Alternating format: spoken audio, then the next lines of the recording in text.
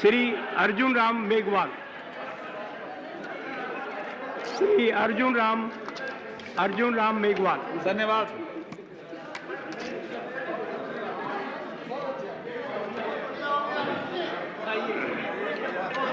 धन्यवाद।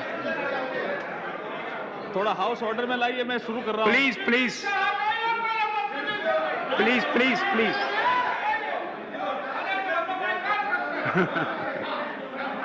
प्लीज। श्री मेघवाल जी, माननीय श्री मेघवाल जी, थोड़ा हाउस ऑर्डर में लाइए। माननीय सभापति जी, प्लीज प्लीज सभापति जी, हाउस प्लीज को ऑर्डर प्लीज में प्लीज। लाइए। हाउस को ऑर्डर में लाइए सभापति जी। सोनिया जी ने कुछ नहीं देना, हाउस को ऑर्डर में लाइए। प्लीज प्लीज प्लीज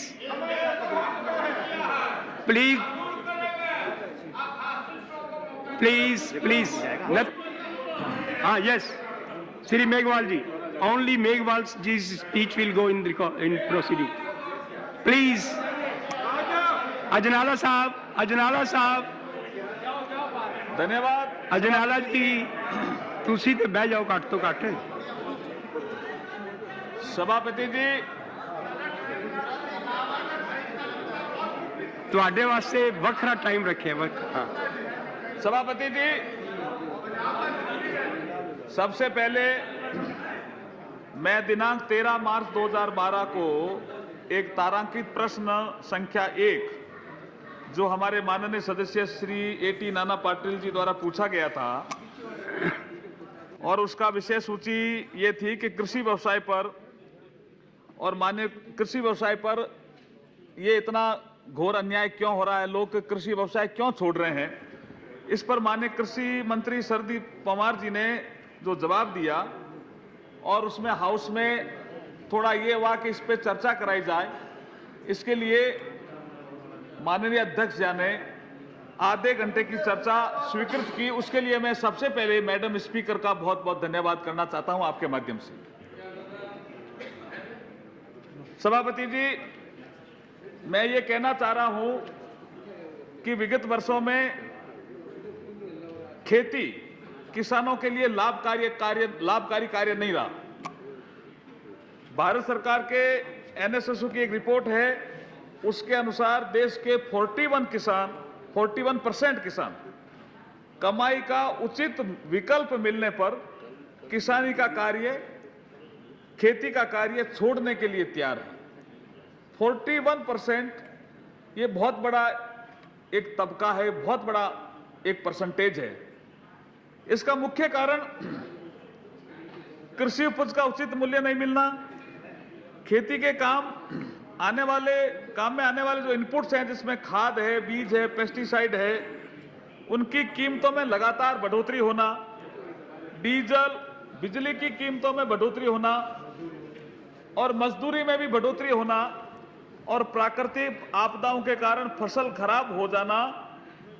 फसल हर तरह से ठीक हो जाए तो बाजार में अगर फसल आ जाए तो बारदाना उपलब्ध नहीं होना, समर्थन मूल्य नहीं मिलना, और अगर सब कुछ ठीक हो जाए तो FCI द्वारा खरीद नहीं करना, अनाज का सड़ जाना, और सुप्रीम कोर्ट के निर्देश के बावजूद भी अनाज को गरीबों में नहीं बांटना, ये कुछ ऐसे कारक रहे हैं जिससे किसान आत्महत्या करने पर मजबूर हुआ है, विवश हुआ है।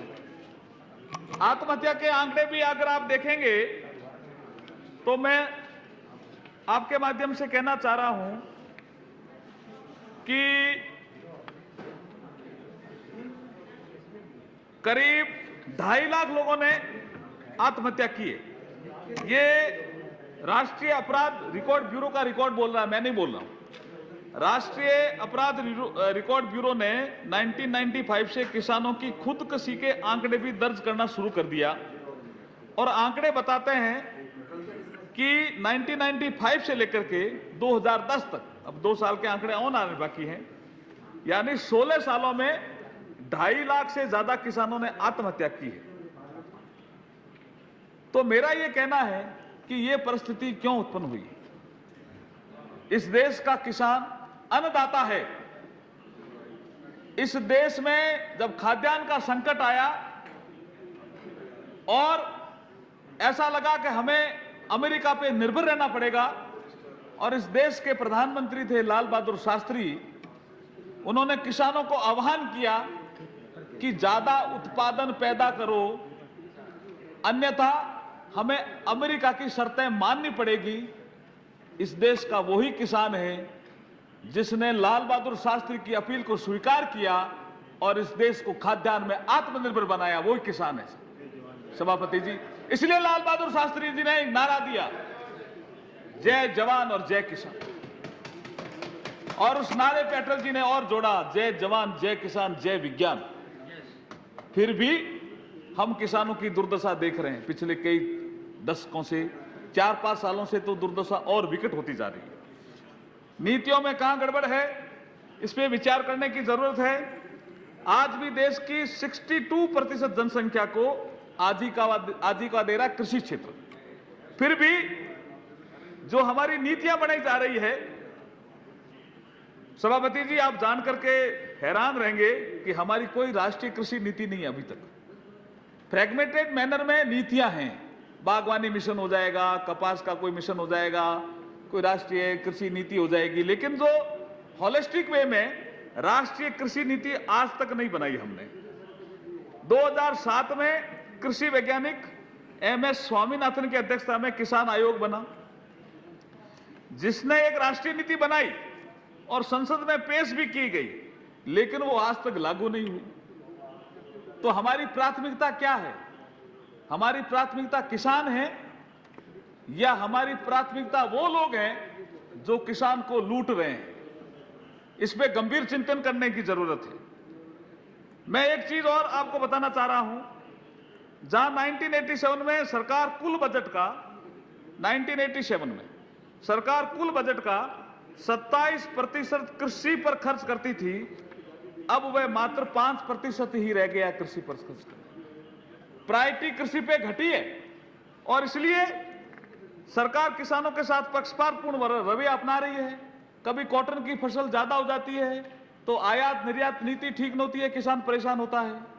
कभी आलू ज्यादा हो जाता है, वो बाजार में लाता है तो लोग कहते हैं नहीं आलू बहुत सस्ते में बेचो।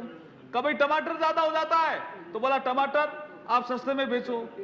क्यों नहीं हम एग्रो प्रोसेसिंग यूनिट पे प्राथमिकता दें? क्यों नहीं दी सरकार ने? किसान पैदा करता रहेगा। आज पैदा करने वाला भूखा है और बेचने वाला अमीर है। ये क्या व्यवस्था है? बेचने वाला माला माल है, ये क्या व्यवस्था है सभापति जी? मैं आपके माध्यम से कहना चाहता हूं कि ये जो इस तरह की चीजें पिछले कई सालों में हुई है, इसमें बहुत सी परिस्थितियां जिम्मेदार रही होगी, लेकिन हमने उस परिस्थिति पे कोई बहुत गंभीर चिंतन नहीं किया। हर बार मानसून सत्र में हम चर्चा करते हैं और चर्चा करके छूट जाते हैं, कभी उस पर कोई निर्णय नहीं आता। इसलिए किसान हमेशा परेशान होता रहता है और कोई अलग अलग लॉबी काम करती रहती है किसानों के खिलाफ। हम उस लॉबी के पक्ष में आ जाते हैं और किसान लुटता दिखता है। हम कई बार कहते हैं, यहां से हमने कई बार वित्त मंत्री जी को सुना, कृषि मंत्री जी को सुना कि हमने किसानों का इतना कर्जा माफ किया, 68,000 करोड़ की बात करते हैं। आज भी 37% किसान जो है वो कृषि ऋण पे जो सरकारी बैंक है उससे लोन लेता है, बाकी तो सारा साहूकारों से लोन देता है। उसके किसान के घर में अगर शादी है तो वो लोन बैंक से नहीं मिलता उसको, वो साहूकार से लेगा। अगर उसके घर में अपनी बहन के मायरा भरना है, भात भरना है जिसको बोलते हैं हम, तो वो जो उसकी आवश्यकता है वो बैंक से नहीं पूरी होती उसको उस साहूकार से लोन लेना पड़ता है। और जब वो एक बार साहूकार के चंगुल में फंस जाता है और साहूकार 18 से लेकर के 36% तक ब्याज वसूलता है उस किसान से। अभी तो अध्यक्ष सभापति जी शुरू ही हुआ है मामला, नहीं शुरू नहीं, हाफ एन आवर डिस्कशन है। हाफ एन आवर ही बोलूंगा, हाफ एन आवर आप नहीं बोलेंगे, साथ में 5-4 आदमी सदस्य और तो बोलेंगे। मैं जल्दी खत्म कर रहा हूं, 5 मिनट तो मेरे उसमें हाफ एन आवर का डिस्कशन है। 5 मिनट तो सभापति जी उस हाउस ऑर्डर में नहीं आए तो उसमें चले गए थे। मटेरियल भी ठीक बोल रहा हूं, विजय बहादुर जी भी सपोर्ट कर रहे हैं मेरे को।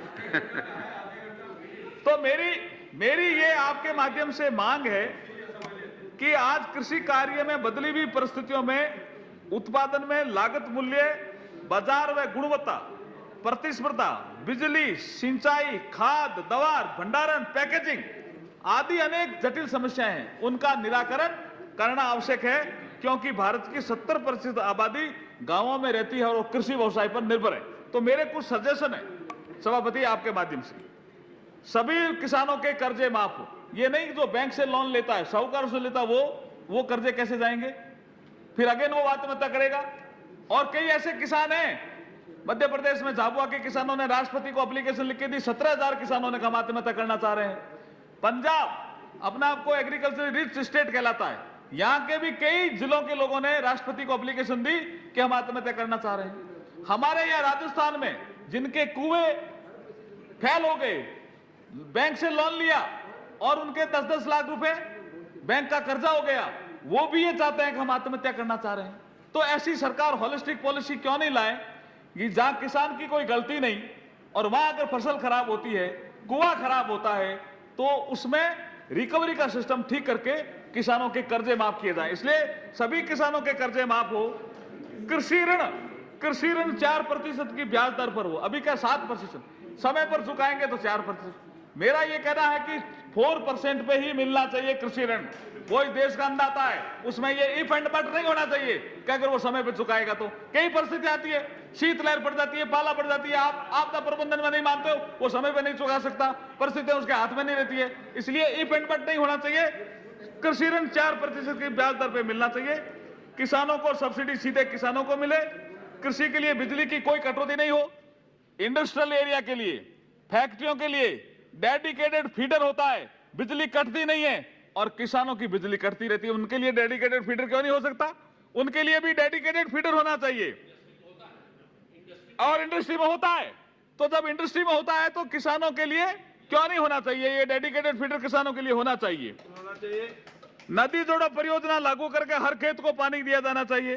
किसानों को आमदनी की गारंटी देने वाली एक insurance scheme, farm income tax guarantee insurance scheme लागू की जानी चाहिए। किसानों को वृद्धावस्था पेंशन दी जानी चाहिए। सभी फसलों का न्यूनतम समर्थन मूल्य ऐसा घोषित हो जो रीजनेबल हो, और उत्पादन की लागत पर 50% लागत जोड़ करके न्यूनतम समर्थन मूल्य घोषित किया जाना चाहिए। और स्वामीनाथन आयोग आपने ही बनाया था, इसी सरकार ने बनाया था, आपके माध्यम से कहना चाहता हूं कि उसकी रिपोर्ट को शीघ्र लागू करना चाहिए। प्राथमिकताएं बदलनी चाहिए। 12वीं आई एम कंक्लूडिंग सभापति जी, 12वीं पंचवर्षीय योजना प्रारंभ हो गई है। हमारी 11 पंचवर्षीय योजनाओं में केवल एकमात्र पंचवर्षीय योजना में कृषि को प्रधानता थी। इससे सिद्ध होता है कि कृषि को कितनी पंचवर्षीय योजनाओं में प्रधानता दी गई है। पंचवर्षीय योजनाओं में हर बार कृषि की विकास दर 4% रखी जाती है और आज तक पूरी नहीं हुई। उसकी भी कोई मॉनिटरिंग करता है या नहीं करता है, ये व्यवस्था भी हमको देखनी पड़ेगी। मैं अंत में सभापति जी, मैं कंक्लूड ही कर रहा हूं।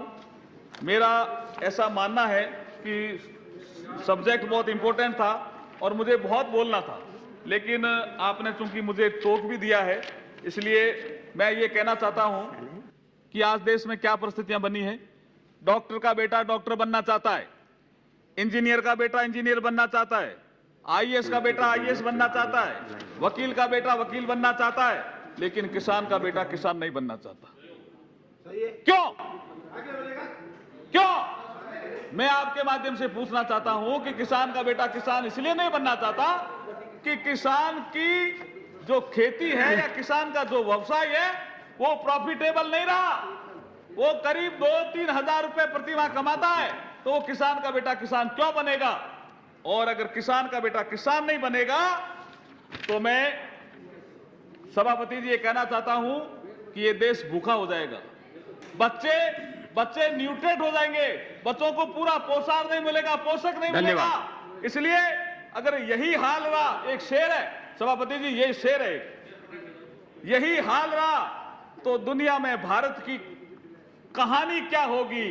जिस देश का बचपन भूखा हो उस देश की जवानी क्या होगी? धन्यवाद। शेर के बाद बेगवाल जी भाषण नहीं दिया जाता है, बस बैठ जाएगा। थैंक यू बहुत बहुत धन्यवाद। नियम 55